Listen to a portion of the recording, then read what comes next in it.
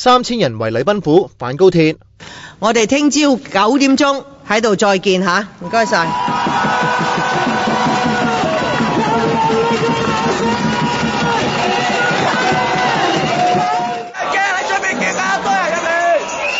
佢哋部分人衝破警方防線，走去立法會出入口，要求同運輸及房屋局長鄭宇華對話。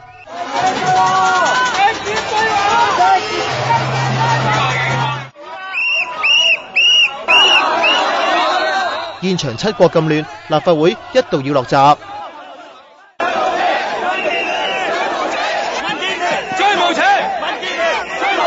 之後約3000人轉移陣地，去到上亞里畢道，俾警察攔住。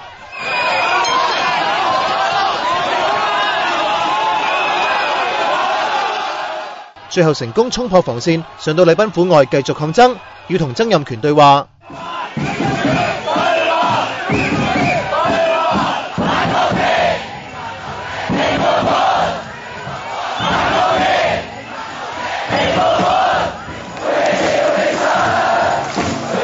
又唱歌又叫口號，逼爆禮賓府門口。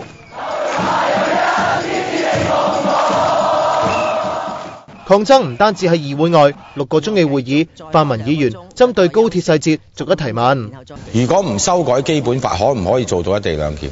主席，我哋真係冇一個答案啊！我已經係呢一個係我而家最老實嘅答案。局長可唔可以喺呢度記錄在案講，係冇任何一個公務工程係因為669億嘅撥款而係減慢咗、拖延咗，甚至擱置咗。有議員就讀出由段食人士所寫嘅一段感言：當權不仁，政府不義，議會不禮。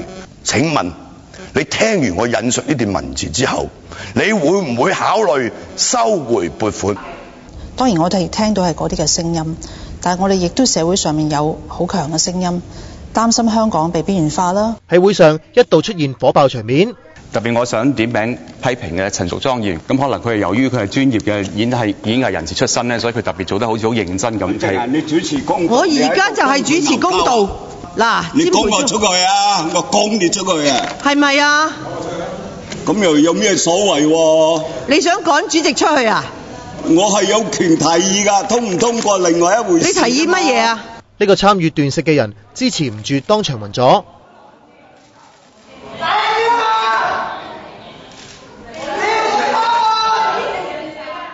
財委會今朝9點會重開，決戰嘅關鍵時刻，反高鐵大聯盟呼籲群眾再到立法會繼續抗爭。